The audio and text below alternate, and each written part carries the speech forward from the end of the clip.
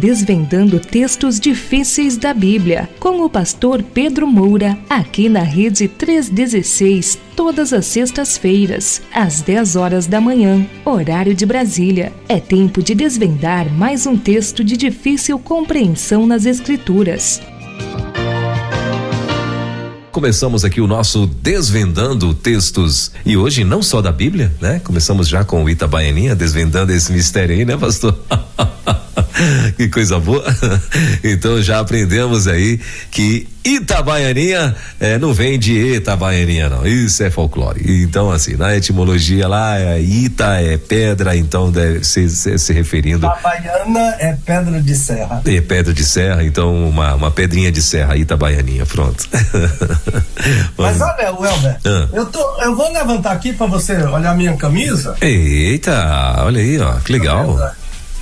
Ela tá meio salgada aqui porque ela é de Dulce. Ah, que legal. Eu trouxe de Israel pra ela. Aliás, uma aluna minha, aí eu encomendei e ela mandou lá de Israel pra... Sim. Mas em homenagem ao aniversário do Estado de Israel, né? Sim. Israel tá comemorando os seus 75, se eu não me engano, 75 por aí, da criação do Estado de Israel, mas o ano 5.780 e lá vai desde o Êxodo. Sim. Quando foi o Estado de Israel foi estabelecido por Deus, né? Uhum. Então, e no pôr do sol, 15, 17, são 4 dias de festa que eles comemoram. Eles chamam de Shana Tová. Shana é ano e Tová é bom, mas como ano em hebraico é feminino, Shana Tová, em vez de Tov é Tová. É ano bom, mas eles dizem a saudação deles, como a gente diz Feliz Ano Novo, eles dizem Shana Tová Umetuká, e significa que o ano para você, desejo a você um ano bom e doce. E então eles servem maçã com mel. No Shana Tová, mel com maçã. O ano Shana Tová Umetuká, ano feliz e doce para você. Olha aí, que legal. É nessa época também que se comemora o Yom Kippur, né, pastor? O Yom Kippur é um pouco antes. O Shana Tová é o início de setembro, né? E o Yom Kippur é um pouquinho antes, porque o Yom Kippur tem a ver com Pesach, que é a Páscoa, né? Aquele período do Yom Kippur. Mas é em setembro também, não é? É em setembro. Para eles, né? O mês é Tishrei. Tishrei é o mês de Israel. Eles agora estão em Tishrei, né? Comemorando o novo doce de Israel. É uma maravilha essa terra que Deus separou para se revelar, né, a Moisés e a Abraão, esses homens todos que nos inspiram com suas vidas lá no passado, né? Amém. Parabéns para Israel. Amém. Muito bem. Então, e tem previsão de ir para Israel, pastor? Quem sou eu, meu irmão? Eu já ia dizer pro senhor o seguinte: compra duas malas bem grande, que caiba eu e a Tatiana dentro, entendeu? Pra gente ir assim de carona, entendeu? Muito convite pra ir levar grupo, mas eu não tenho disposição para isso, não. Sim. Mas o nosso desejo é o Dulce de voltar a Israel, né? Sim. E o meu desejo é de conhecer Israel em breve, se Deus quiser. Oro muito por isso, inclusive, para que Papai do Céu me dê essa oportunidade de a gente ir a Israel, né? Que né, com certeza é uma terra maravilhosa. Israel é uma maravilha. Dizem que quem vai a Israel nunca mais vai a Bíblia, ele vai ler a Bíblia da mesma forma, né? Isso que é muito interessante. Já ouvi várias pessoas falando isso. Professor Roque Monteiro de Andrade disse: Israel é andar em cima da Bíblia. Eita, olha aí que coisa legal. É isso mesmo, é emocionante. Muito bem, são 10h23 minutinhos. Hã? Deixa eu lhe dizer aqui, porque parece que o William tá pedindo pra gente abreviar um pouquinho aqui, mas eu vou deixar isso com você, tá certo? Se ele quiser entrar alguma coisa e ele vai entrar direto e falar com você, tá certo? Sim. Ele tá num congresso da terceira idade, é isso, não sei se ele daria uma entrada ou... mas chegou para mim a ideia de, se possível, terminar 11h30 porque não terminar hoje, a gente termina na próxima semana. Tá bom, perfeito, ok. Muito bem, ok. Bom, então vamos lá, então já dito isso, então vamos lá para as questões da semana passada, né? Das perguntas do programa anterior, né? Que já estão aqui, né? Todas, são 6 perguntinhas, né? Do programa anterior. Então, vamos lá, vamos passar para as perguntas do programa anterior. Aí depois das perguntas, depois que o pastor responder, a gente vai ali rapidinho fazer um breve comentário sobre a agenda do pastor e os livros, rapidíssimo também. E aí a gente já passa para o assunto do dia. Tá bom, meu pastor? Então vamos lá. Posso ler as perguntas? Por favor. A primeira delas é a seguinte: pastor, como traçar um parâmetro entre pecado e perdão? A segunda: pastor Pedro, transgressão é um ato ou uma atitude? A de número 3: como pode haver pecado no céu? Confesso, pastor, que não entendi sua explicação e preciso dizer que não concordei com ela. Pecado em Satanás no céu? Acho que o senhor se equivocou. Peço desculpas, mas é a minha opinião sincera. Eita. De número 4: o senhor acha que Eva estava fazendo um teste quando decidiu atender a serpente? Quando eu falo em teste, estou me referindo a uma pessoa testando se Deus é verdadeiro ou não. Que acha o senhor? A de número 5: pastor, se somente a mulher, Eva, comesse daquele fruto, o que seria da humanidade? Digo, se Eva comesse e Adão não comesse, como estaria a humanidade hoje? Eu já ouvi tantas loucuras a respeito desse tipo de conjectura aí, pastor, meu Deus do céu. Cada uma pior que a outra. Com ela, né? Cada uma pior que a outra, viu? A de número 6: pastor, o que o senhor acha que mais tentou o casal a comer do fruto da árvore que Deus havia reservado no jardim? A beleza do animal, a serpente no caso, né? Ou a beleza da árvore? Ou ainda o desejo de provar um fruto tão especial? São essas as perguntas, meu pastor. Muito boas, né? Sim. Olha, a ideia de traçar um parâmetro, vamos dizer que parâmetro aqui deveria ser uma comparação. A ideia de traçar, de fazer uma comparação entre pecado e perdão, não é? Então, se é isso que eu estou entendendo na pergunta dessa ouvinte, o que se pode estabelecer, eu creio, seria uma distinção clara em que o homem se rebela contra o seu Criador, a criatura contra o seu Criador, e o nome disso é pecado. E esse Criador, ao invés de destruí-lo, decide recuperá-lo. O vaso que se quebrou na mão do oleiro, e ele pacientemente pegou os cacos e fez outro vaso.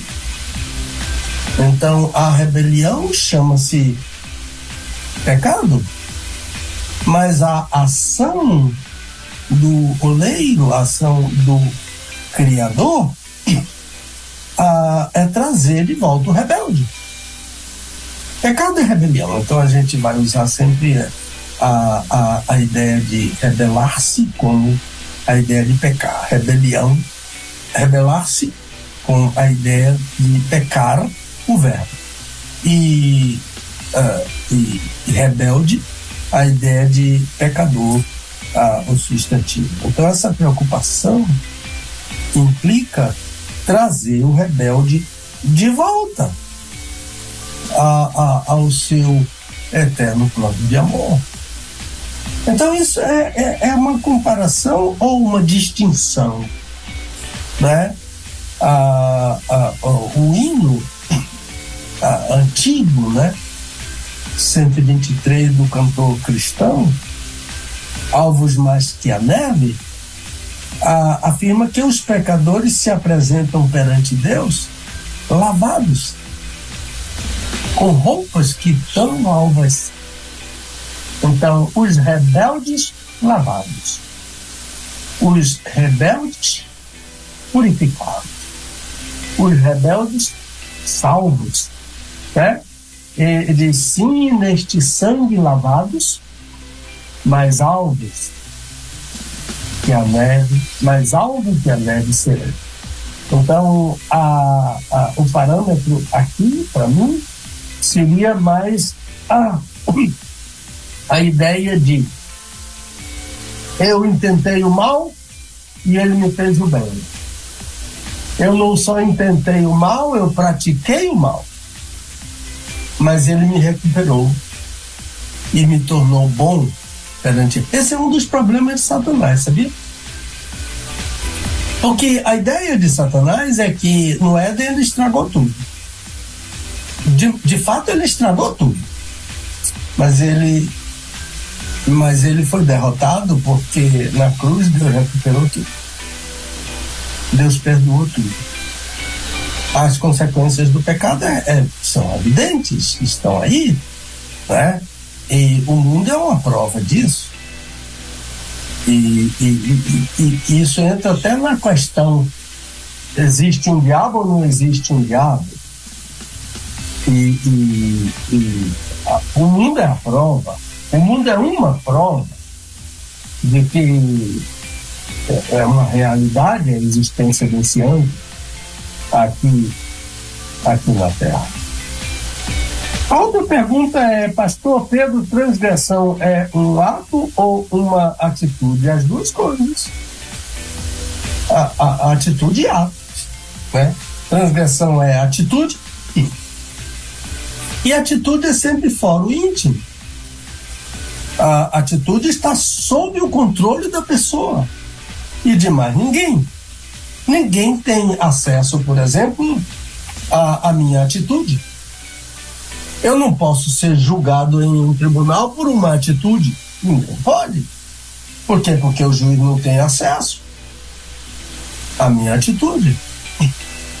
Então, às vezes a gente ouve essa expressão, e a gente que gosta de futebol, né?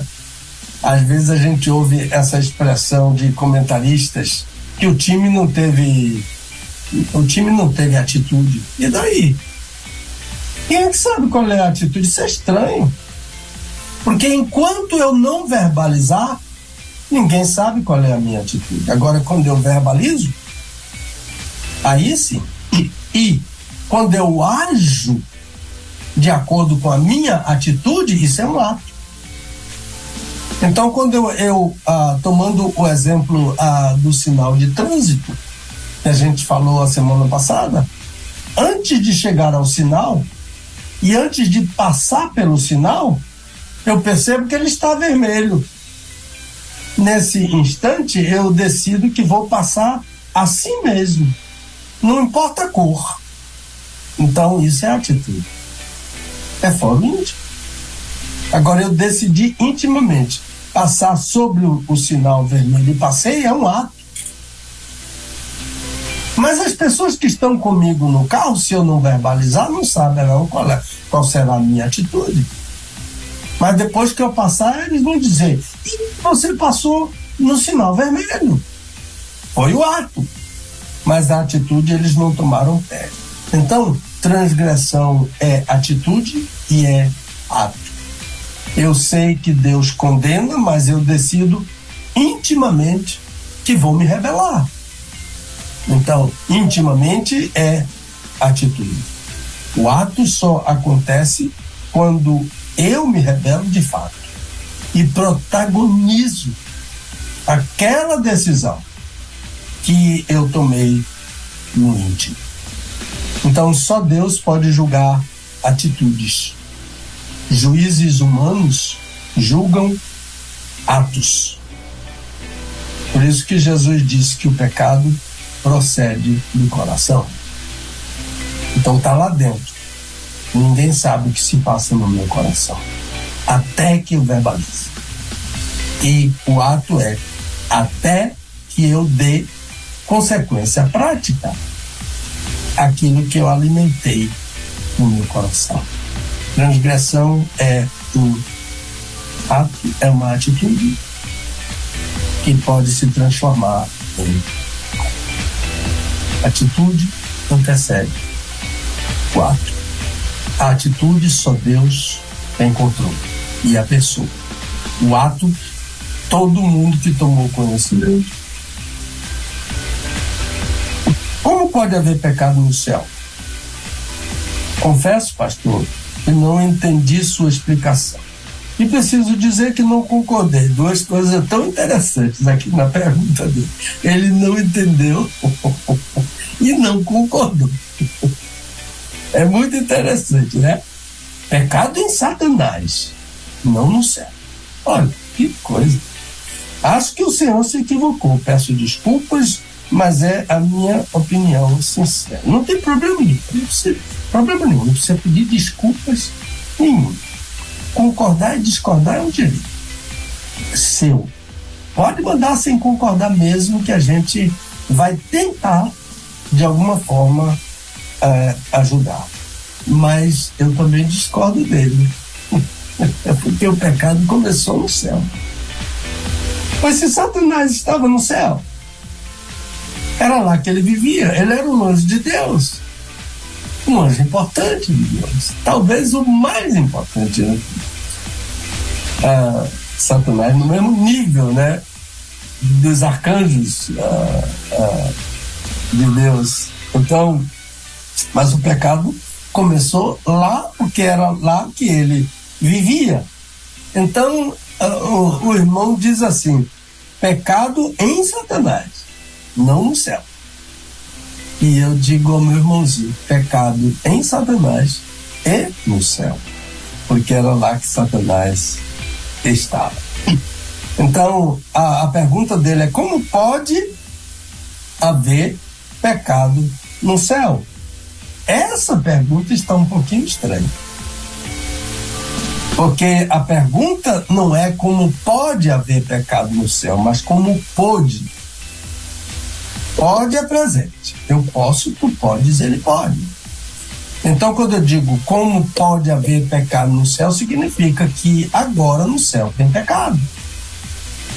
Mas não é essa a questão. A questão é como pôde haver pecado no céu. E a resposta do como pôde é porque, por causa de Satanás. O pecado tem origem em Satanás, no céu.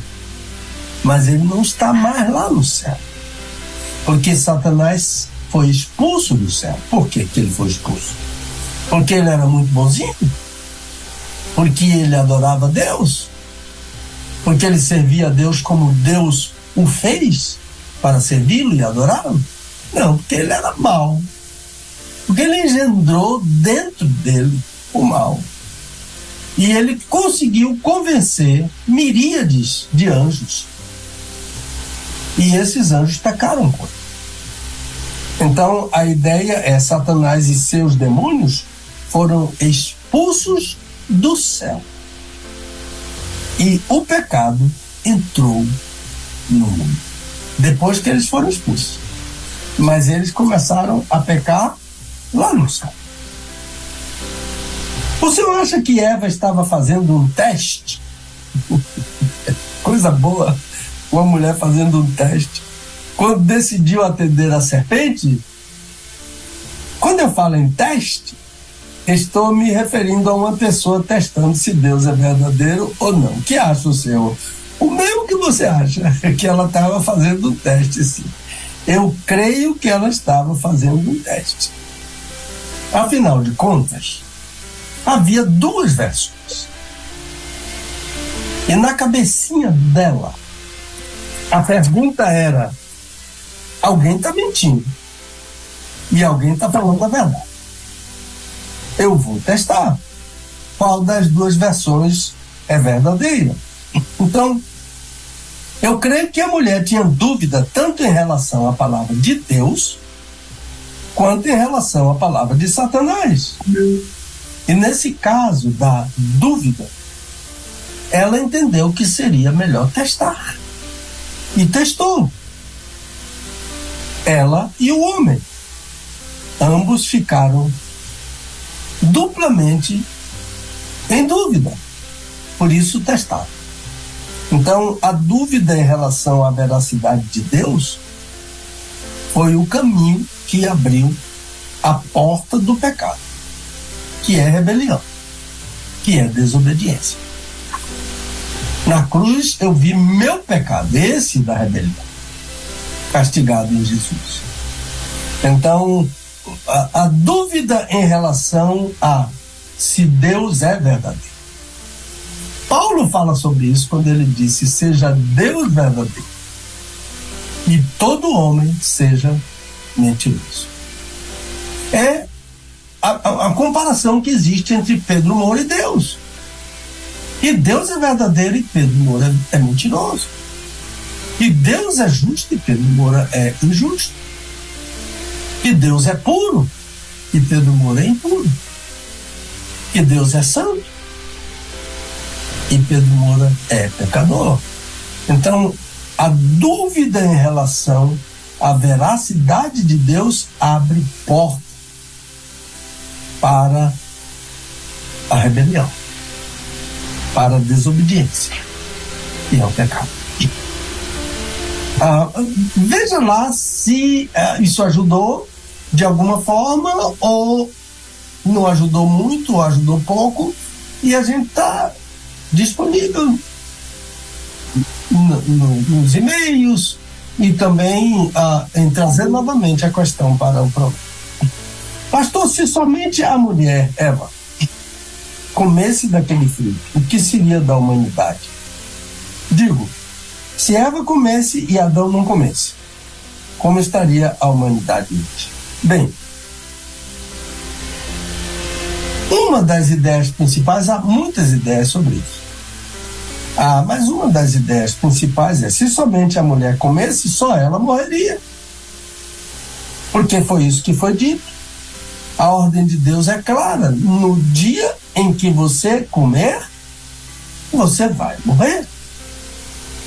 Então, se o homem não comeu, como poderia morrer? Se o homem não comesse, como poderia morrer?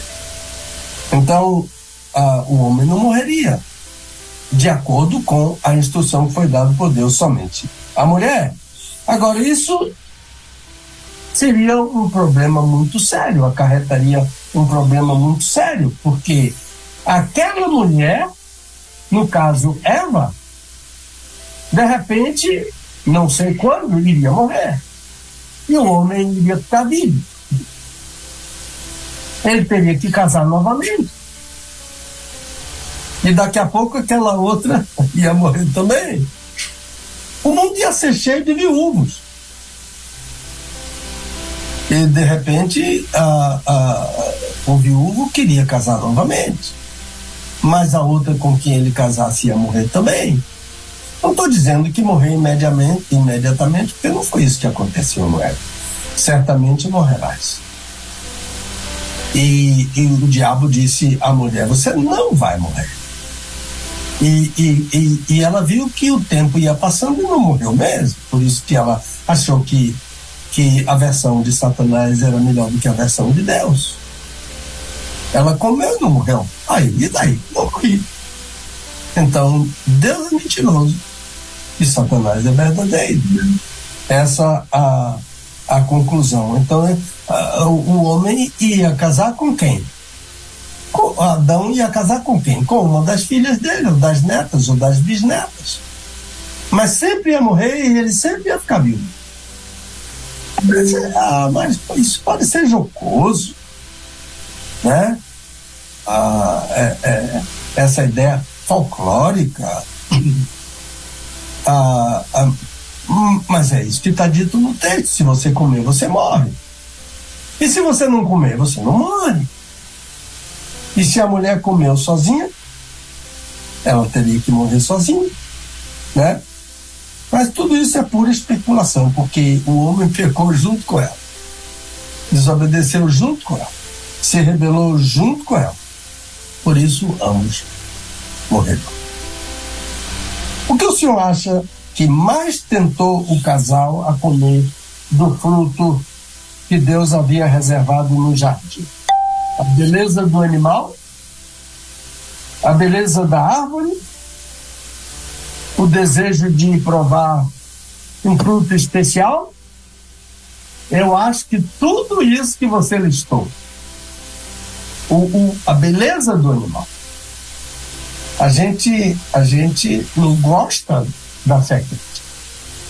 Até hoje ninguém gosta de uma serpente. Mas se você observar, aquele animal é lindo. A serpente é um animal bonito. Então, isso influenciou. Ver aquele animal lindo falando. Não é? Certamente que teve grande influência na tentação de comer o fruto. Mas eu creio que o que mais tentou não foi a aparência do animal. O que mais tentou foi a mensagem do animal. O que mais tentou foi: você vai ser como Deus. Como é ser como Deus? Sabendo de todas as coisas. Não foi esse mesmo pecado que Satanás cometeu no céu? Querer ser como Deus? E como ele viu que arrebentou com tantos anjos, e que por causa disso ele foi expulso de lá do céu, foi jogado embaixo do céu, ele aplicou o mesmo pecado que ele cometeu no céu, ele aplicou no jardim do Éden. Você vai ser como Deus. Engano. A grande arma de Satanás é o engano.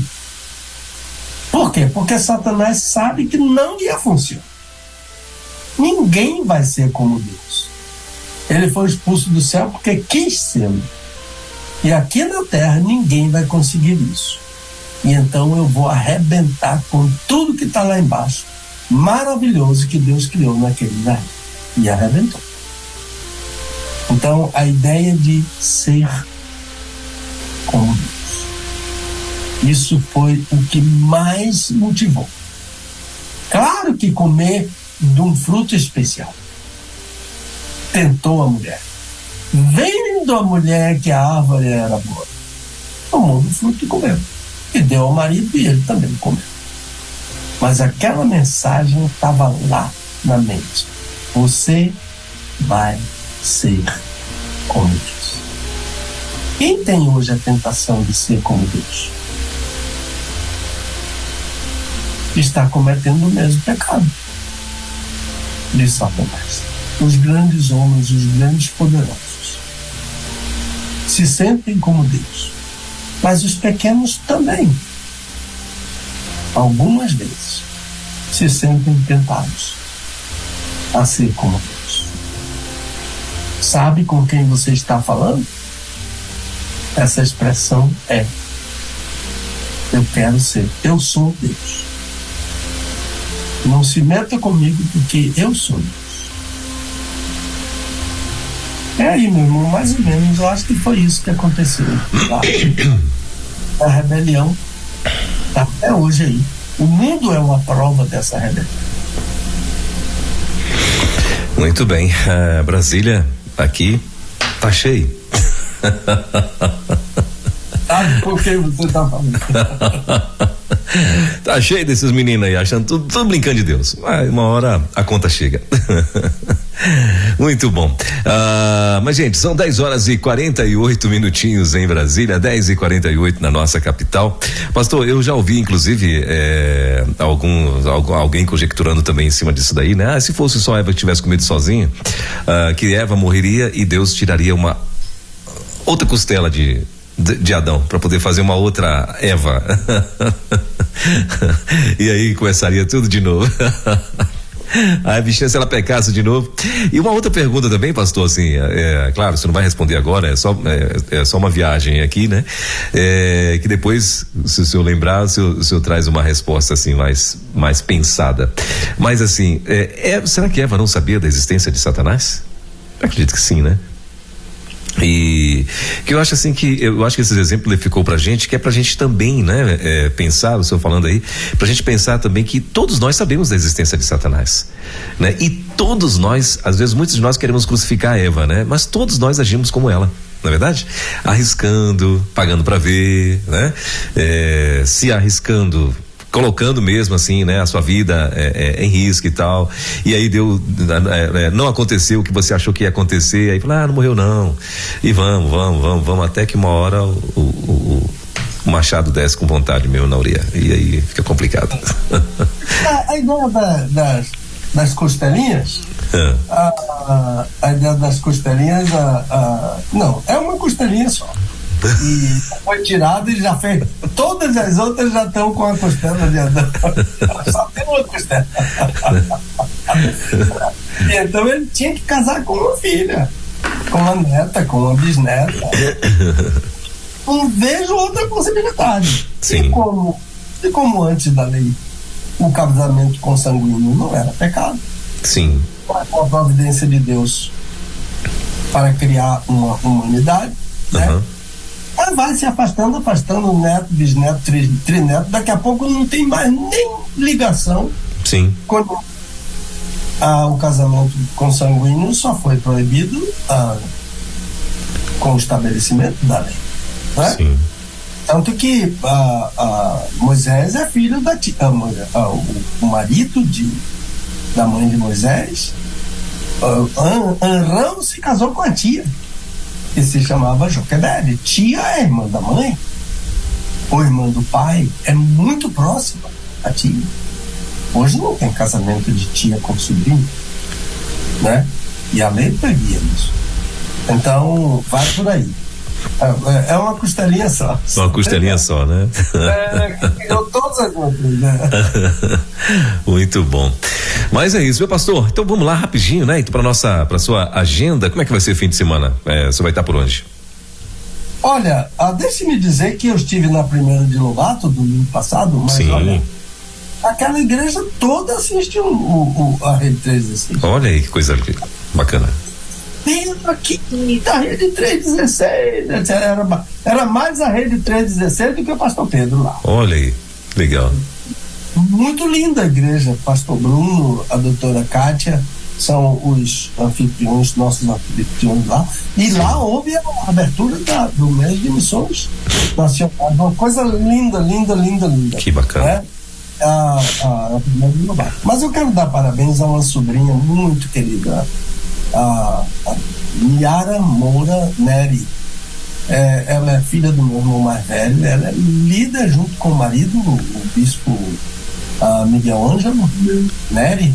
Ela são líder da comunidade Família da Graça, uma igreja que eu recomendo aqui em Salvador, na Orla de Salvador, uma belíssima igreja. Já estive lá muitas vezes pela bondade dele, pelo convite deles. Congregação que eu recomendo. Minharinha completou mais um aniversário no dia 20. Aqui vai meu abraço, meu beijo para essa menina linda do Senhor. Tem a vida totalmente consagrada ao Senhor. É uma menina linda de Deus, Yara Moura Nery. E outra coisa que eu quero lhe dizer é que na próxima semana o nosso programa será transmitido de uma cidade chamada Heliópolis.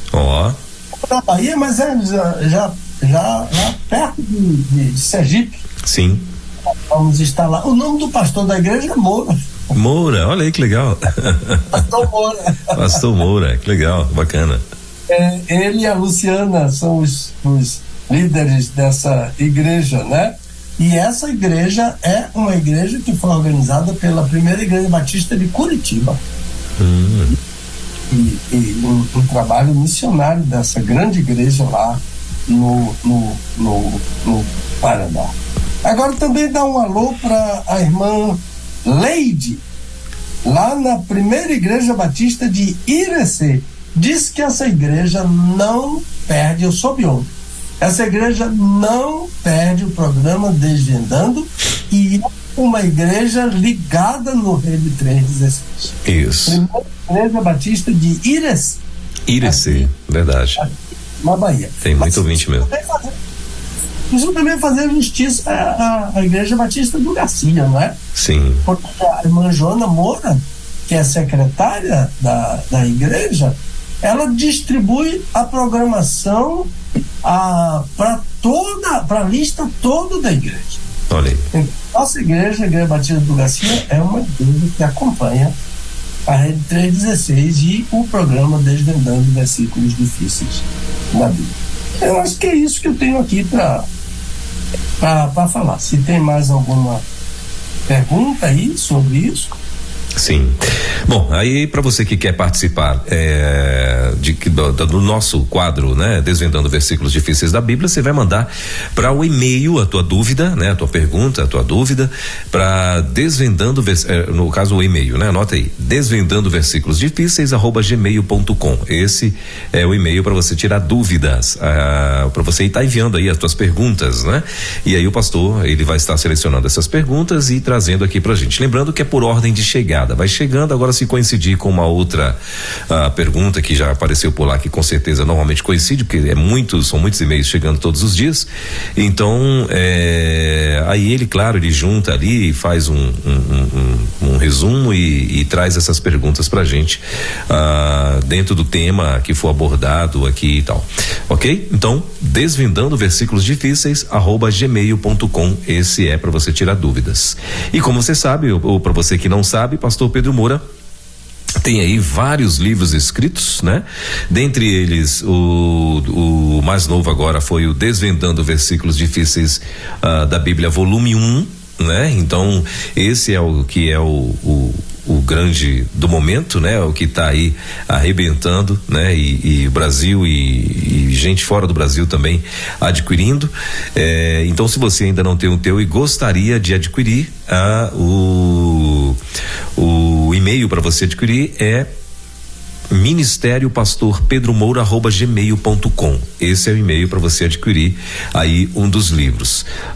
Pastor Pedro Moura, que inclusive agora no fim de novembro mais ou menos ele vai estar lançando mais outro livro, né?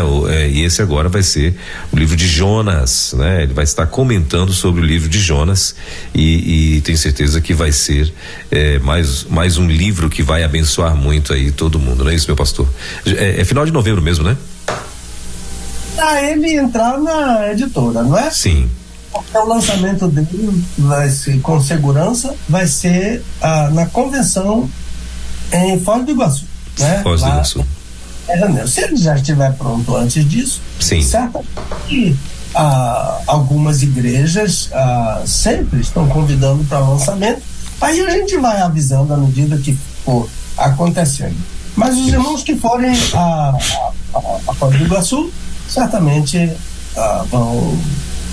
terão um livro lá à disposição, e também os outros livros, né? Porque esses mais recentes, como Abacuque e o Desvendando número 1, esses livros vão estar lá, né? Também é uma pena que os outros estão esgotados e Manual do Autor do Casamento eu não tenho mais como como vender. A oração do Pai Nosso está acabando mesmo. Mas Abacuque nós temos uma quantidade boa, Desvendando temos uma boa quantidade para atender. Muito bom.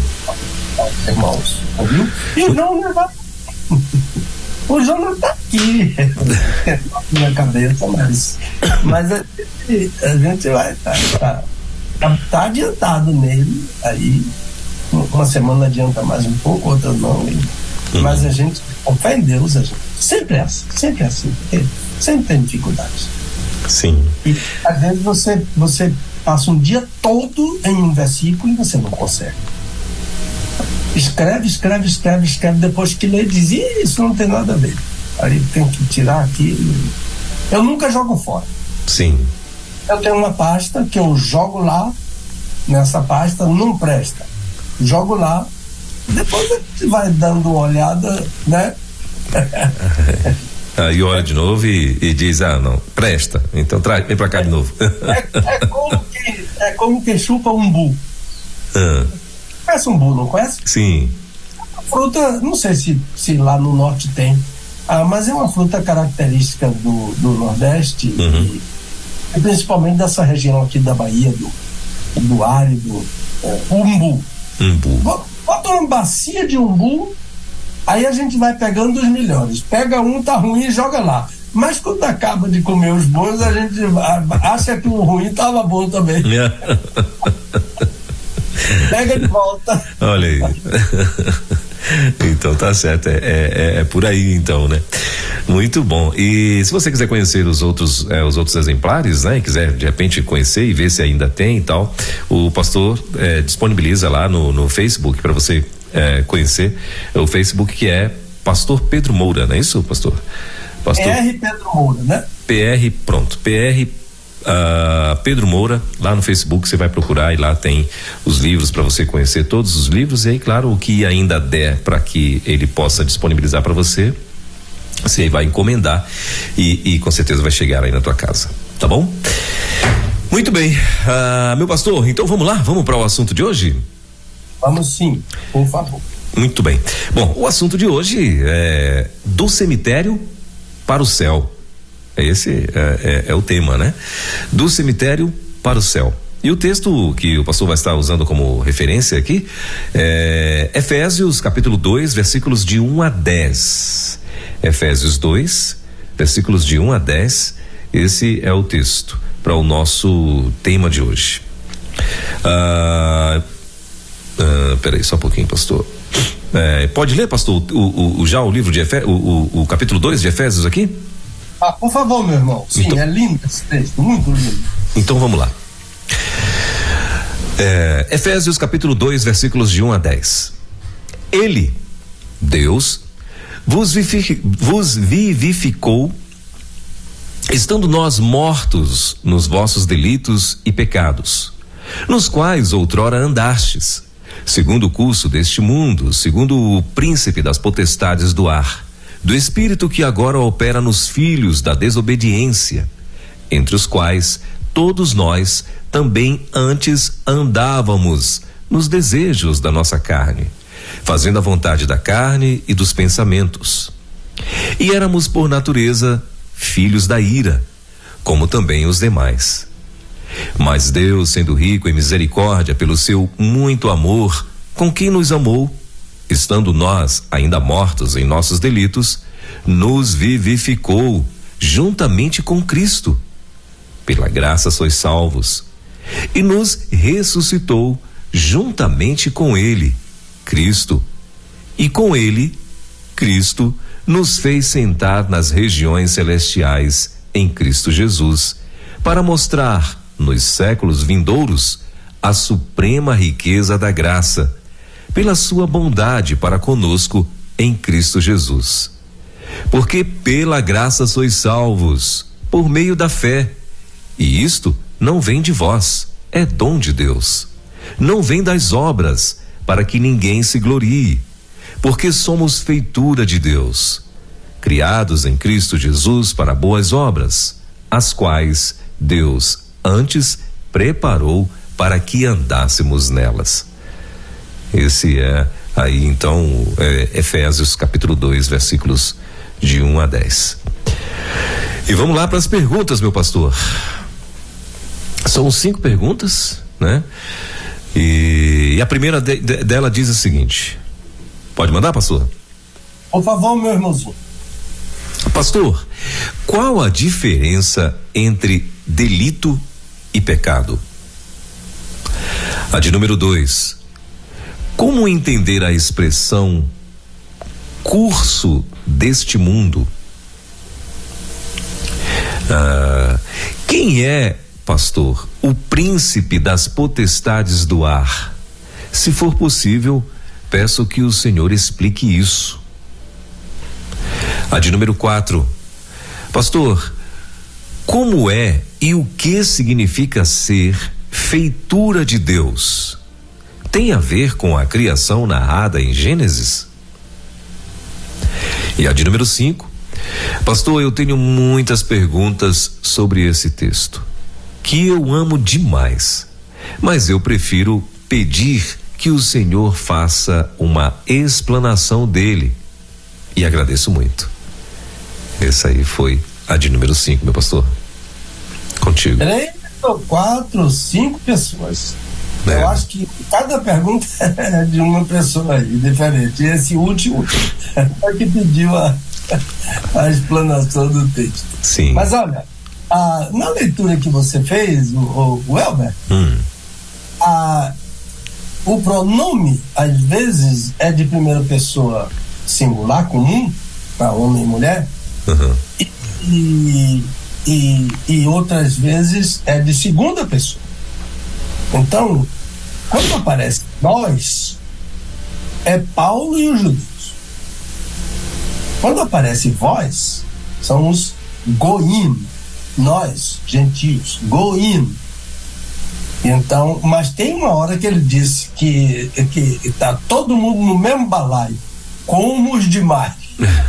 Tá todo mundo no mesmo balaio de gatos lá, tudo pecador e salvos pela graça. Mas eu quero mandar um alô para uma menina interessante, não sei a idade dela, mas como o pai, eu conheço bem o pai dela, ela deve ter idade de ser minha filha. É a Emily Breder. Ela entrou em contato comigo, ela fazendo algum trabalho aí na rede 316. A Emily é filha do Gilson Breder, que é pastor da primeira igreja batista lá de Mato Grosso do Sul, lá acho que é Campina Grande. Tem Campina Grande no Mato Grosso do Sul? Acho que é Campo Grande, não? Campina Grande é na Paraíba. Hein? Campina Grande acho que é na Paraíba. É Campo Grande, deve ser Campo Grande. É Campo Grande, acho que é Campo Grande, Mato Grosso do Sul.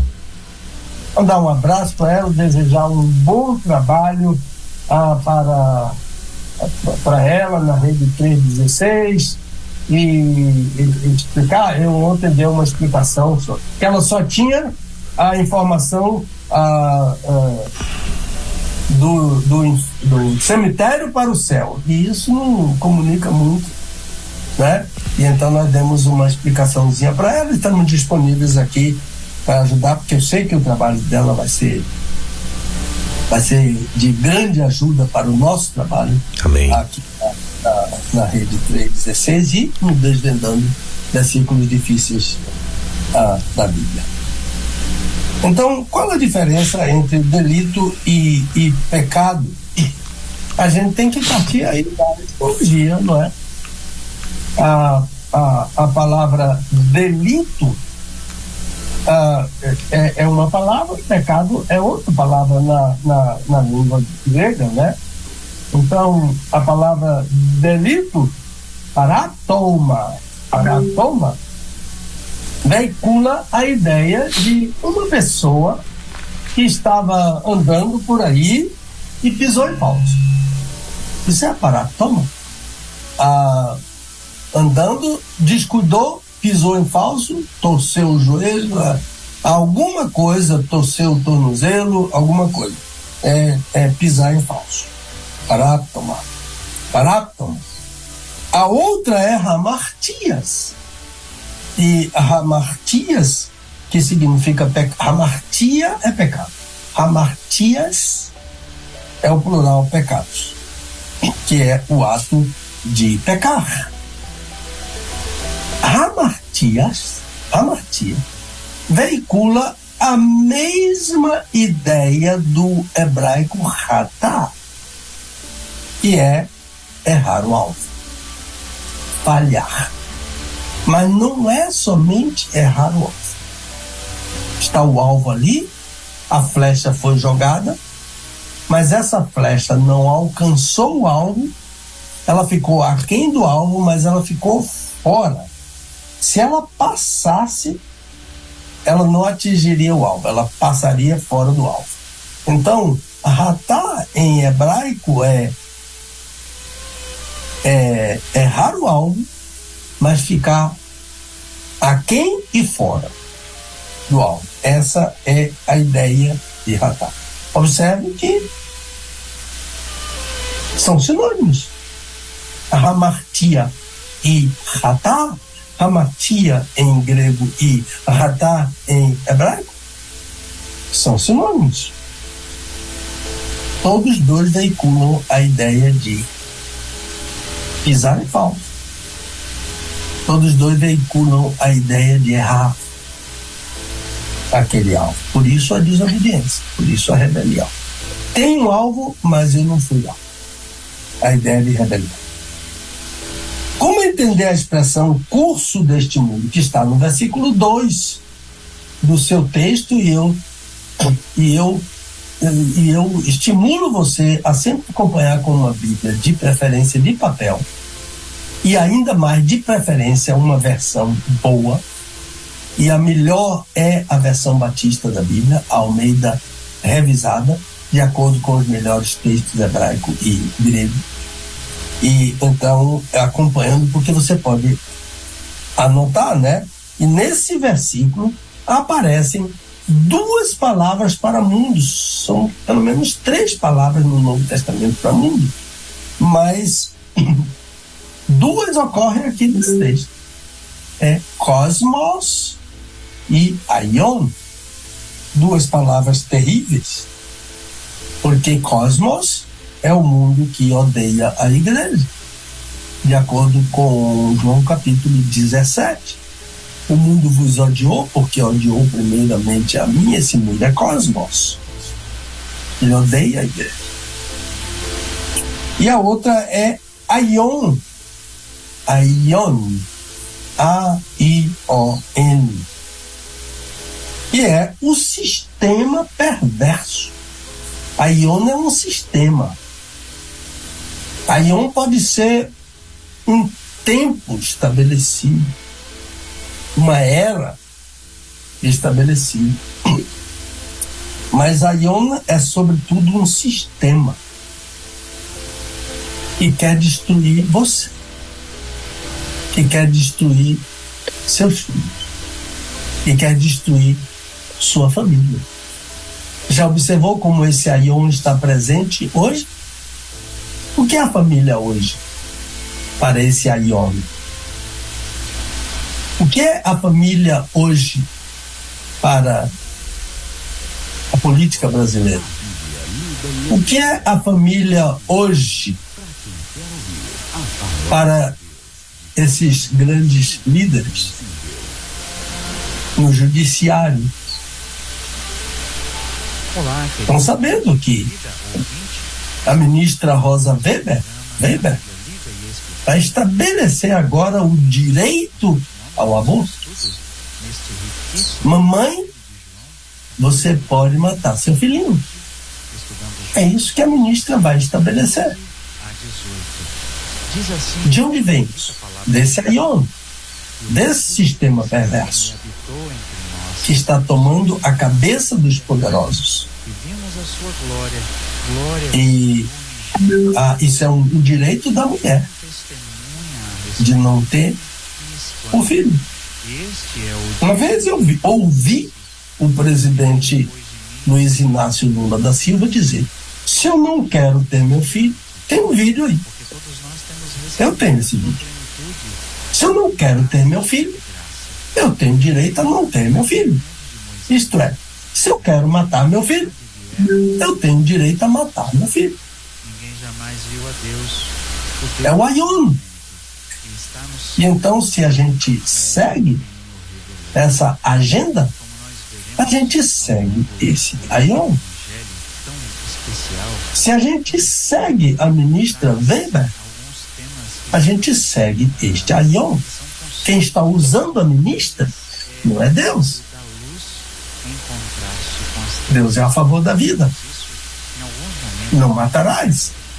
E claro, a luz é o próprio Senhor Jesus. Então, o que está acontecendo é aquilo que Paulo diz lá em 2 Timóteo 4:10.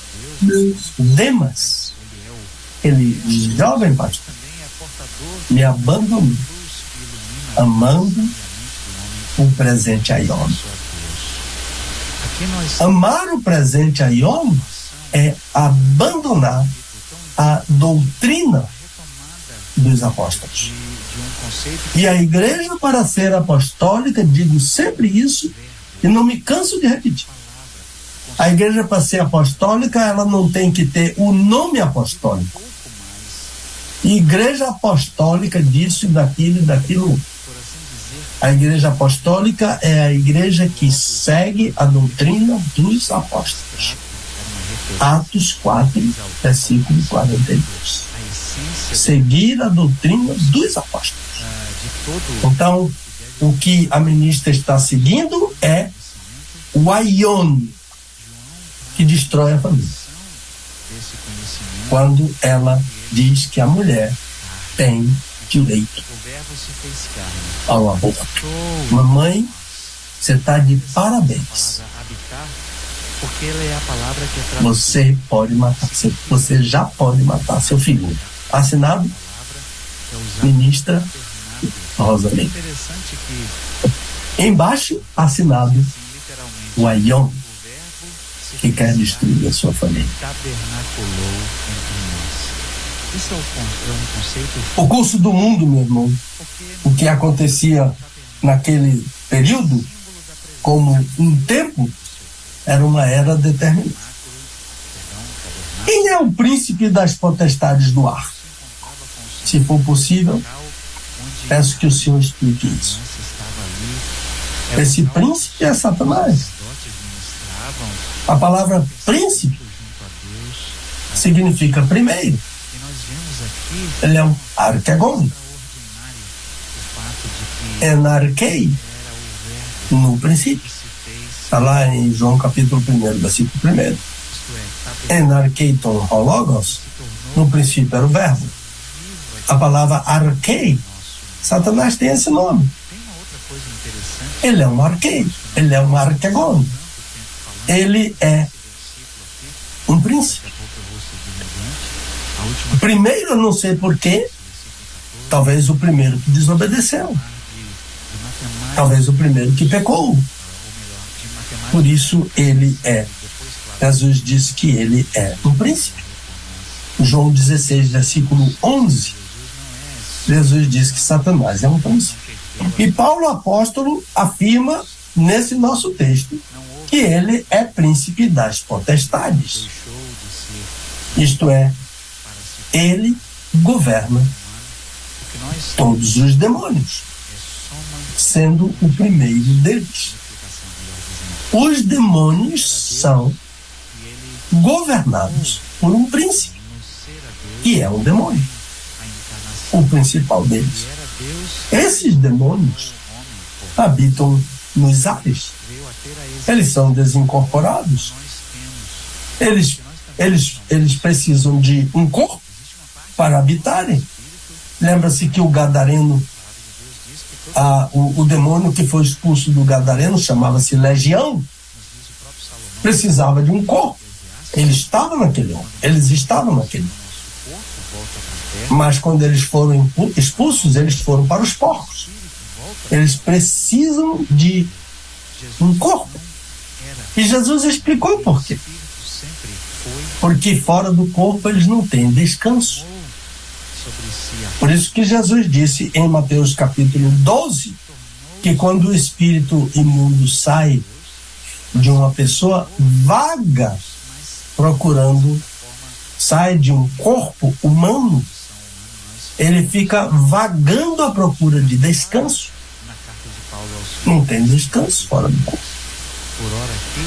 Então os ares podem ser entendidos como a habitação invisível de Satanás e dos demônios. Invisível, não somente a habitação, como eles também, porque eles são espíritos, né? Ninguém nunca viu um espírito. Jesus disse isso a Tomé. O espírito não tem carne, não tem ossos, não tem mãos, não tem pés. Satanás é um espírito. Aliás, todos os anjos são espíritos. Hebreus capítulo 1, versículo 14.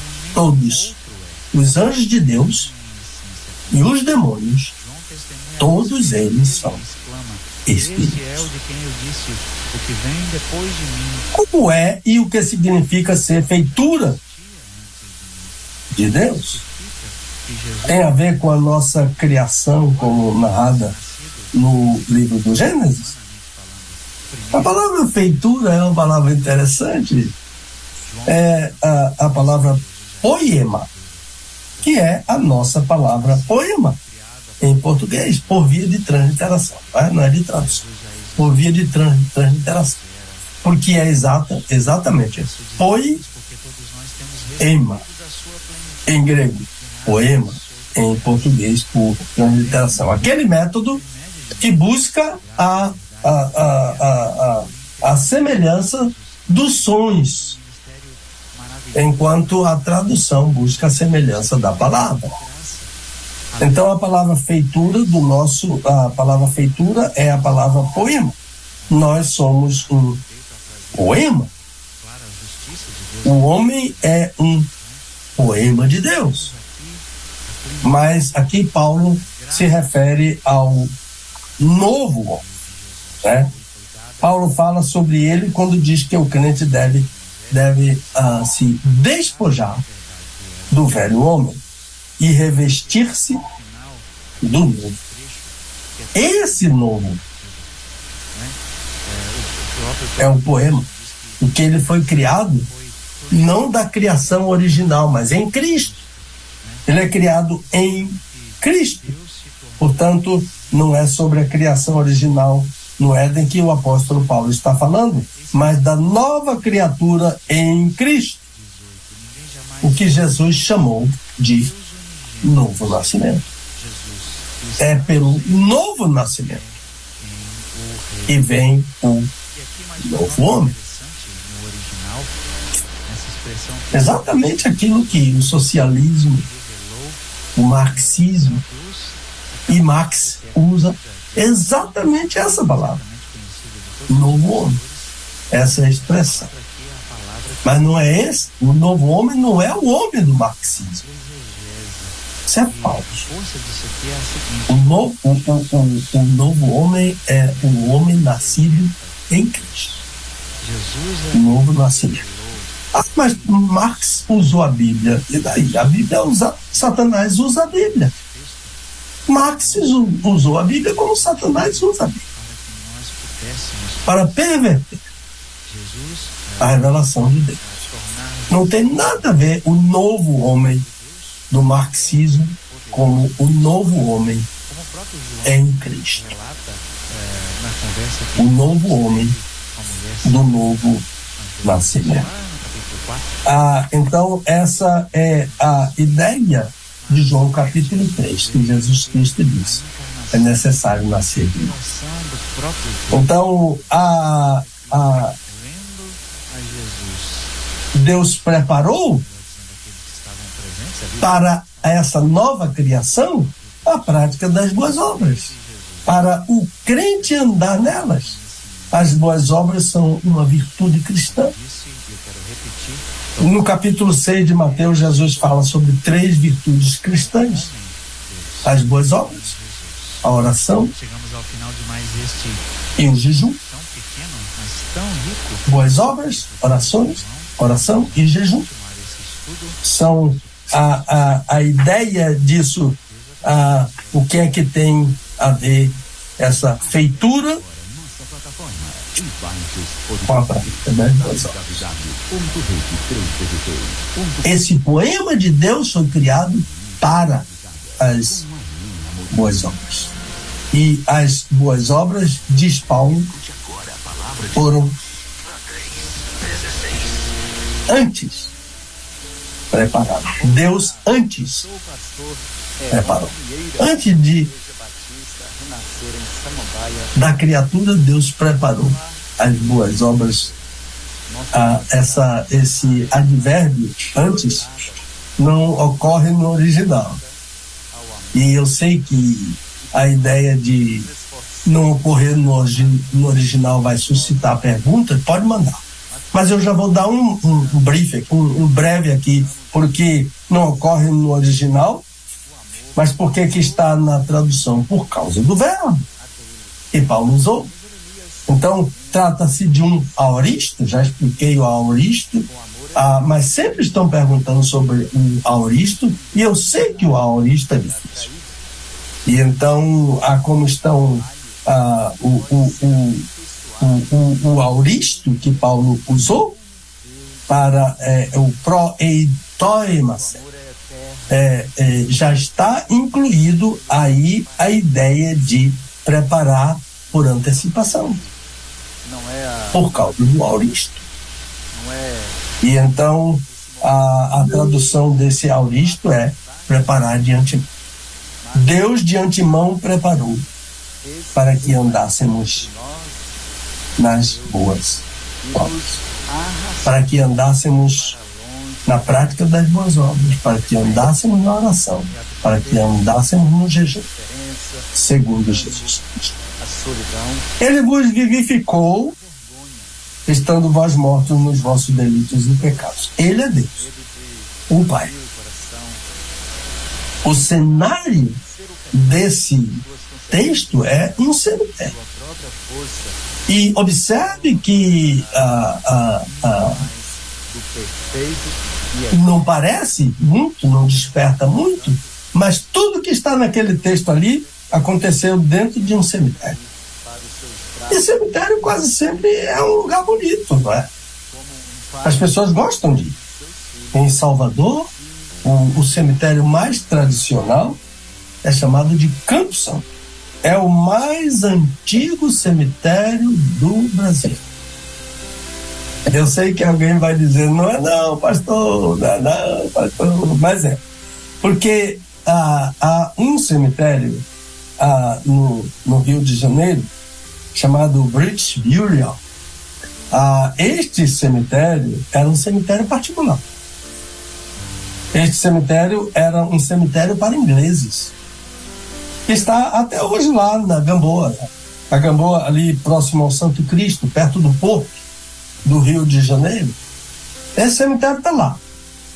Mas este cemitério não era como o cemitério do Campo Santo em Salvador. Para todo mundo. Cemitério para todo mundo. O Campo Santo. E quase todos os cemitérios são dotados de muita beleza, muito arborizado, estátuas famosas, muito mármore vindo da Europa. O cemitério do Campo Santo tem mármore de Carrara para toda a direita. Estátuas, tem uma estátua da fé no cemitério do Campo Santo em Salvador, que vem gente do mundo inteiro para ver essa estátua, para fotografar essa estátua da fé. Calçadas antigas, sepulturas famosas, caríssimas, de gente importante, de gente rica, mas o que é que está dentro daquelas sepulturas? Corpos em decomposição, mau cheiro insuportável. Em algumas, dependendo do tempo, só ossos secos. Abrir uma sepultura, meu irmão, é uma experiência muito desagradável. frustrante e até violento. Violento no sentido de considerar o que a morte pode fazer. O resultado, né? Sentido da morte, no sentido do que a morte é capaz de fazer com uma criatura de Deus, sendo ela inimiga de Deus. A morte é inimiga de Deus. Por isso que ela destrói da maneira que destrói. É uma coisa impensável você colocar um ser querido dentro de uma urna, cavar um buraco, colocar aquela urna ali dentro daquele buraco e jogar terra em cima. É inconcebível. É por isso que a gente fala no sentido de violência daquilo que a morte é capaz de fazer com um ser humano. Eu já participei de algumas exumações. Como pastor, às vezes a família pedia, que eu não tinha coragem de ir, foi muitas vezes. Mas eu participei da exumação do corpo do meu pai. Eu não estive na exumação do corpo da minha mamãe, porque eu estava fora do Brasil. Mas eu participei da exumação do corpo do meu pai, ali no cemitério do Campo Santo, com 2 irmãos, eu e mais 2 irmãos, pastor Miguel Moura e meu irmão Otávio Moura, que é um psicólogo, e estava junto com aquilo. Agora, nós ficamos em total silêncio quando a gente estava participando da exumação dele, e depois colocar os restos do nosso pai dentro de um saco plástico, e enquanto nós e meu irmão Otávio segurando aquele saco plástico, estávamos nós 3 em silêncio caminhando para o ossuário da família. Total silêncio, triste, lágrimas. Mas foi tão interessante que de repente meu irmão Otávio levantou aquele saco assim para cima e disse assim: é nosso pai, irmãos. Que coisa dura de ouvir isso. Quando ele falou isso, foi tão bom, né? Que ele nos trouxe para a realidade, né? Mas muito duro, né? É nosso irmão, é nosso pai, irmãos. Pois bem, é sobre isso que o texto está falando. Foi em um lugar desse que Deus foi me encontrar, né? Foi num lugar desse que Deus foi me buscar, no cemitério. Mas ele não pegou um saco plástico e levou para o ossuário da família. Não. Ele fez o que eu gostaria de fazer com meu pai e não fiz. Ele me ressuscitou.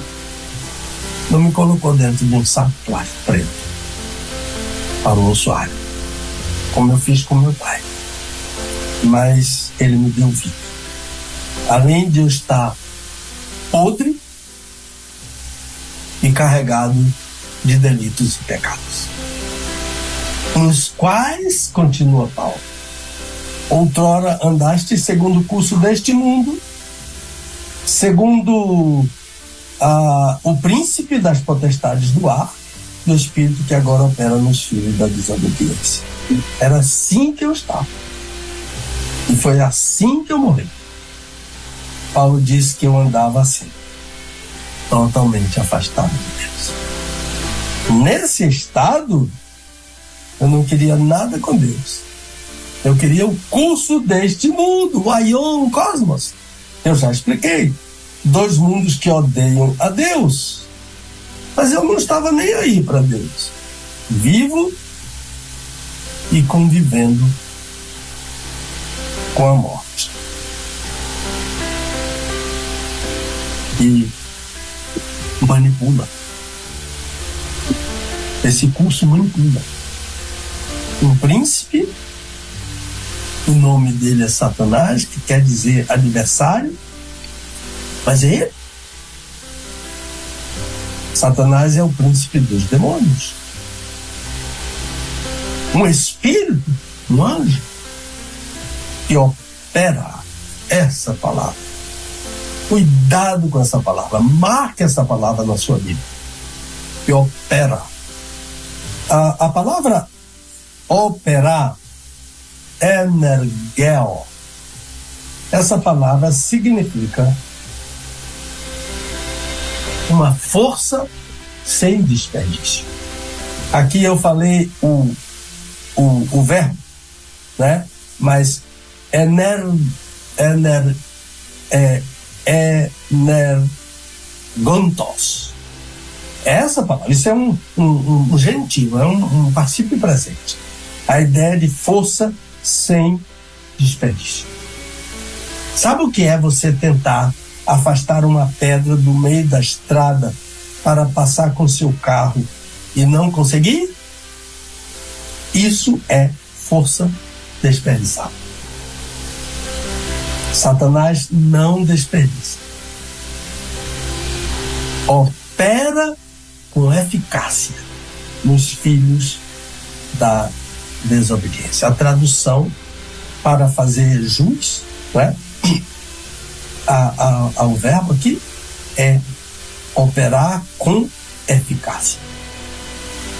Entre os quais todos nós também antes andávamos nos desejos da nossa... Olha eu, desejo da nossa carne.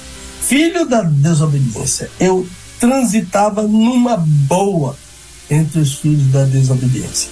E nem me dava conta de que a eficácia desse meu andar vinha de Satanás. Olha como eu ando, olha como eu sou maravilhoso. Mas a eficácia do meu andar vinha de Satanás. Como é que isso acontecia? Vontade e pensamentos. Vontade e pensamentos. O que é que eu gosto? O que é que eu penso? Vontade e pensamentos. Paulo diz que o crente deve vencer essa batalha pensando nas coisas que são de cima, onde Cristo está assentado à direita de Deus. Deixa eu perguntar assim, há um momento no seu dia em que você não está trabalhando, está sentado em uma cadeira, na internet, na TV, está pensando em quê? Paulo diz que os filhos da ira não são filhos de Deus. Os filhos de Deus pensam nas coisas que são de cima. Os filhos da ira pensam nas coisas que são desse alhão, desse mundo. Mas Deus, sendo rico no quadro que está descrito, Deus foi a um cemitério, onde eu estava, preso numa sepultura com uma tampa de cimento em cima, enorme, uma opção de demônios ali em cima para eu não sair dali, para não me deixar sair e conhecer a realidade que vem por essas duas palavras: mais Deus.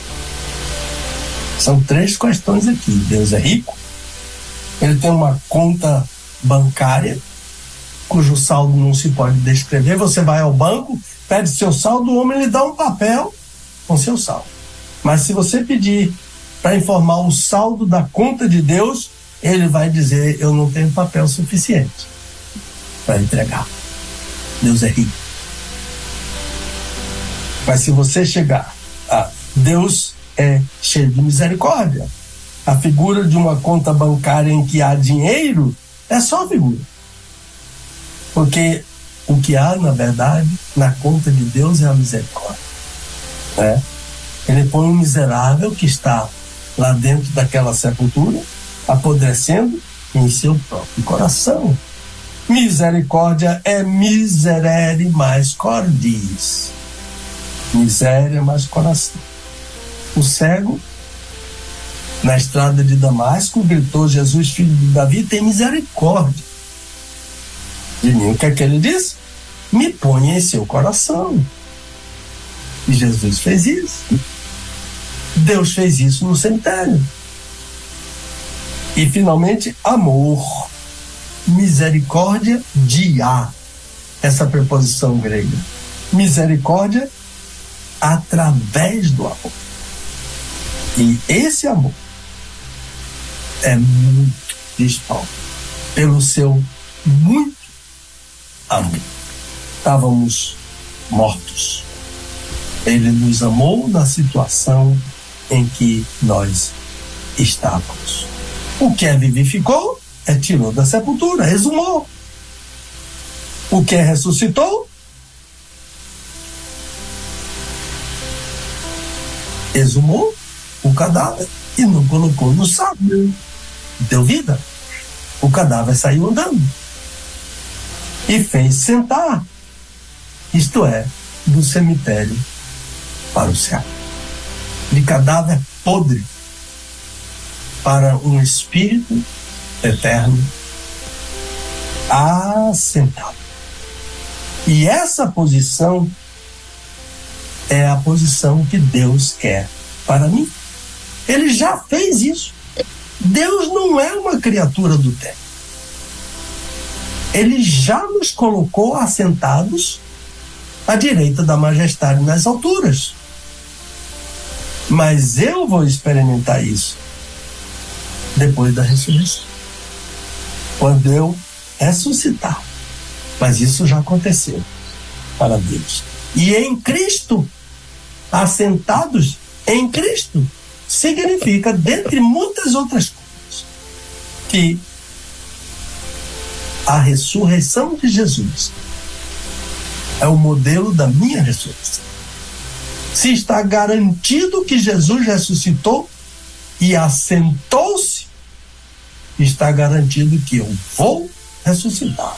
Eu vou ser ressuscitado. Jesus foi ressuscitado pelo poder de Deus, mas Jesus também foi ressuscitado pelo seu próprio poder. Ninguém tira a minha vida, eu dou a minha vida, tenho poder para dar, tenho poder para tomar de volta. Por isso o Pai me ama, porque eu dou a minha vida e retomo a minha vida. Mas eu não, eu sou passivo. Eu vou ser ressuscitado e eu vou ser assentado. Para Deus já aconteceu, mas na minha ressurreição, naquele dia. Mas aqui está em Cristo, porque a garantia é que Ele ressuscitou. Quando Paulo diz, se Cristo ressuscitou, ele usa uma cláusula condicional de primeira categoria, que quer dizer, se Cristo ressuscitou, e é verdade que Ele ressuscitou, para mostrar nos séculos vindouros a suprema riqueza da sua graça, pela sua bondade para conosco.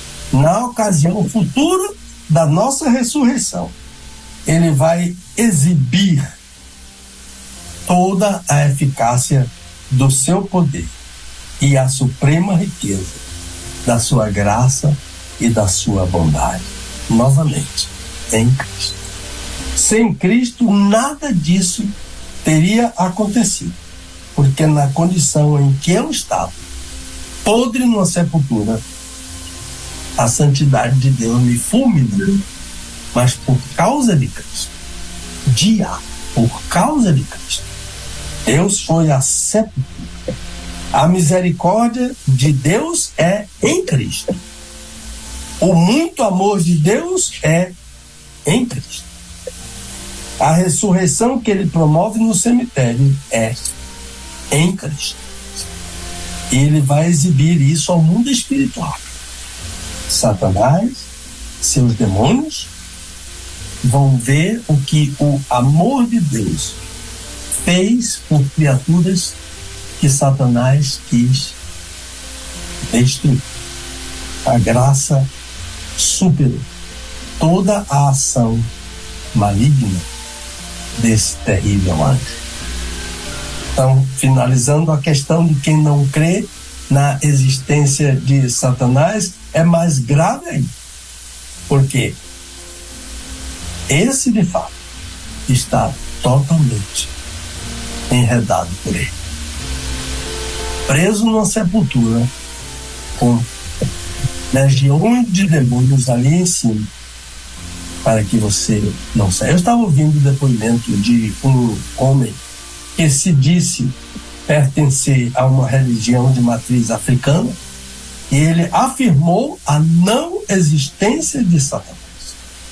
Isso é gravíssimo. Por quê? Porque isso interessa somente a Satanás. Então, não crer na existência de Satanás, é atribuir a Deus todo o mal que há no mundo. Se não tem Satanás, o mal que há no mundo tem que ser atribuído a Deus. 2, não crer na existência de Satanás é descrer em Jesus. 3, é descrer na Bíblia. 4, é atribuir mentira a todos quantos na Bíblia falaram sobre Satanás. 5, é se deixar enganar por ele, o que é pior.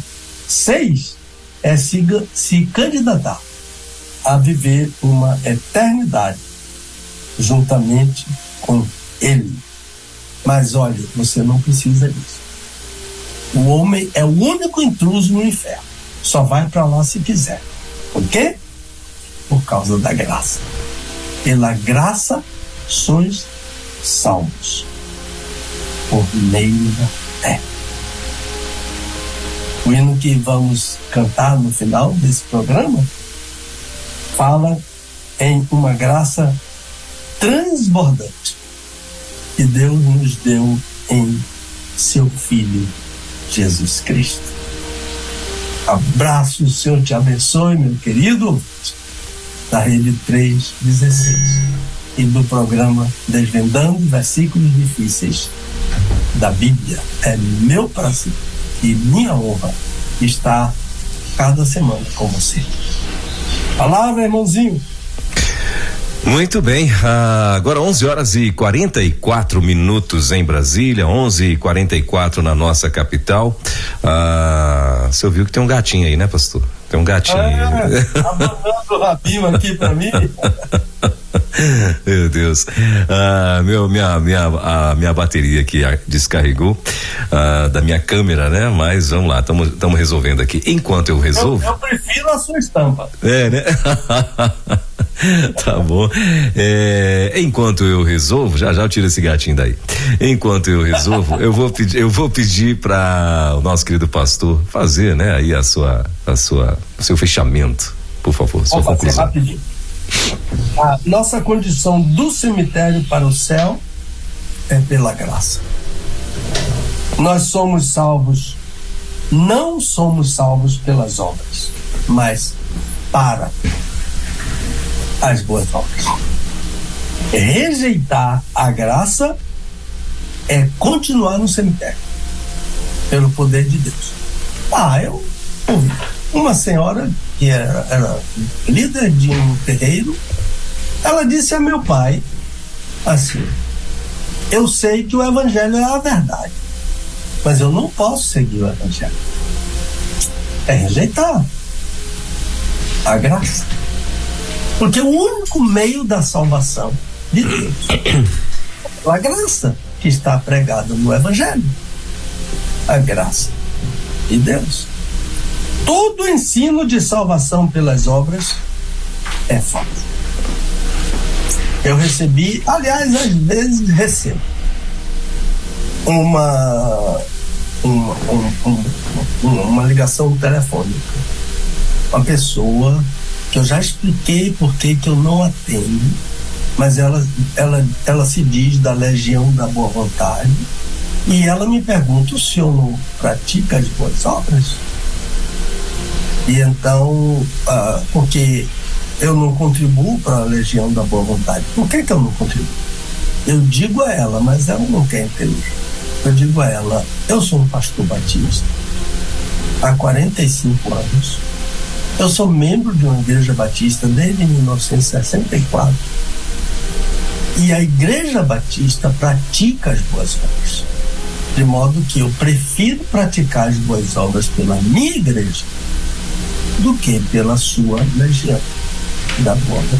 Mas ela sempre pergunta se eu não pratico boas obras. Eu não pratico como ela, porque é bem sabido que ela pratica para ganhar a salvação. Eu não. Eu pratico as boas obras por causa da salvação. Eu já tenho em Jesus Cristo. Ele disse: quem ouve a minha palavra e crê no Pai que me enviou tem a vida eterna. Então, eu creio em Jesus. Eu não preciso praticar boas obras para ser salvo, mas praticar porque sou salvo. É isso aí, meu irmãozinho. Muito bem, 12 minutos faltando para o meio-dia na nossa capital, né? E nós já estamos aí indo para o finalzinho, né, do nosso Desvendando Textos Difíceis da Bíblia com o nosso querido pastor Pedro Moura, que acontece por aqui toda sexta-feira, né? A gente está junto aqui na rede, e hoje o pastor falando o texto, né? Ou seja, o tema de hoje, né? Do cemitério para o céu. Então toda sexta a gente está aqui. Na próxima semana o pastor vai estar falando sobre a tradução e as diversas versões da Bíblia. Olha aí que legal. João 17:17, interessante. A tradução e as diversas versões da Bíblia. Ainda hoje eu estava eu estava aqui lendo, né? E lembrei do pastor, né? Eu lembrei do pastor e lembrei de um professor de faculdade, né? Que ele falou assim, cara, existem pessoas, e eu já vi o pastor fazendo esse mesmo comentário, existem pessoas que vivem a vida pesquisando contradições da Bíblia, né? Cara, querendo colocar a Bíblia em contradição e tal. E eu tava vendo na versão internacional hoje, lá em Mateus, e falando, né, a respeito da filha de Jairo, que lá em Mateus diz que ela está morta, e nos outros evangelhos diz lá que ela estava doente, e na hora que Jesus sai, que alguém vem dizer que ele diz que alguém vem avisar que ela está morta, né? E hoje eu lendo isso, eu lembrei do pastor, lembrei desse professor que infelizmente tem pessoas que assim, e por conta disso, né, aí diz que a Bíblia é escrita por homens e aí não sei o que, enfim. Mas olha só, a tradução e as diversas versões da Bíblia, lá em João 17:17, esse vai ser o versículo que vai ser base, né? Mas o pastor vai estar falando sobre isso aí. Eu tenho certeza que vão vir perguntas maravilhosas, né? Então, vamos aguardar. O nosso programa sobre o versículo difícil. Sim. O 17:17 não é versículo difícil, mas as questões, né, elas são importantes para esse programa. Sim. Né? Porque esse programa é um programa que trata da Bíblia. Por que não tratar? Logo de início eu digo, não, João 17:17 não é versículo difícil, mas depois considerando a ideia de que se o programa é um programa que trata da Bíblia, por que não tratar das versículos? Né? Sim. Da Bíblia, das traduções tendenciosas e tradução. Nós batistas temos a melhor versão da Bíblia. Sim. Não tem a menor dúvida. Não usa, não sei por quê. Mas a ideia é que nós temos. Eu me lembro do pastor Edgar Hallett, que era o grande lente de grego, e ele já lá nos Estados Unidos, ele mandou uma carta para mim dizendo: procuro aqui nos Estados Unidos uma versão semelhante à nossa Almeida revisada. Então isso é um sinal de que nós estamos com um texto superior a qualquer outro que apareça por aí. Almeida revisada da Imprensa Bíblica Brasileira. E eu, que consulto todos, conheço as diferenças. Muito bem. Bom, 8 minutinhos faltando para o meio-dia. Meu pastor, mais uma vez agradecemos muito a presença. Deus abençoe a sua vida. Dei um forte abraço na nossa querida irmã Dulce. Eu já vi ela De vez em quando ela ali aparece uma sombra ali atrás, né? Eu já vi. Eu achei que era ela, não deu para identificar, mas achei que sim. E quem entra aqui é ela. Então, olha aí. Que Deus abençoe a nossa querida irmã Dulce. Bom fim de semana, boa viagem lá para Heliópolis, é assim o nome da cidade? Heliópolis, né? Que Deus abençoe lá a sua estadia, né? Que seja um tempo de bênção também por lá, e todo o povo que vai estar junto ali, né? Recebendo com certeza. E semana que vem, então, se Deus quiser, a partir das 10 da manhã, a gente volta com mais um Desvendando Textos Difíceis da Bíblia. Mas assim, a gente sempre encerra aqui, meu pastor, e antes, claro, de o senhor trazer as suas considerações finais, a gente sempre encerra com uma música, né? Do Canta a Sã Doutrina, do CD Canta a Sã Doutrina, né? Do pastor Pedro Moura e família. E aí hoje eu vou falar pro senhor, pida a música. Tá aí já com você? Tá, pode, ó, tá aqui na agulha. O que o senhor mandar aí, eu já mando aqui, não tem aqui. Não, é uma canção, a Salvação pela Graça, que eu me inspirei numa melodia da minha avó, a minha avó Eudóxia. Ela não teve a oportunidade de estudar, mas ela chegava lá em casa com um dedo só, batia no piano, ela tocava violão. Olha aí. Ela chegava em casa com o dedo no piano, então ela tinha uma melodia muito interessante. E eu ouvi aquela melodia, e dessa melodia a ideia não copiei a melodia dela, mas a ideia da melodia está nessa música aí. O ritmo que ela colocou foi outro ritmo, né? E mais alegrinho, etc. Eu estava até conversando com o Jorge Camargo, eu disse a ele, olha, essa música que eu fiz aqui, toquei para ele, né? Baseada nessa música aqui da minha avó, e eu tocando, ele disse assim, a da sua avó é mais bonita. Que legal. Muito bom, olha aí. Então daqui a pouquinho a gente vai encerrar aqui o nosso bate-papo, Salvação pela Graça, do CD Canta a Sã Doutrina, esse CD que também você pode adquirir aí com o nosso querido pastor Pedro Moura através do e-mail ministériopastorpedromoura@gmail.com, viu? Top demais. Mas, meu pastor, tá bom fim de semana, Deus abençoe e até sexta-feira, se Deus quiser. Lembranças de casa. Amém. Deus abençoe o seu trabalho e o ministério da Rede 316. Amém, obrigado. Desvendando Textos Difíceis da Bíblia, com o pastor Pedro Moura. É tempo de desvendar mais um texto de difícil compreensão nas Escrituras, aqui na Rede 316.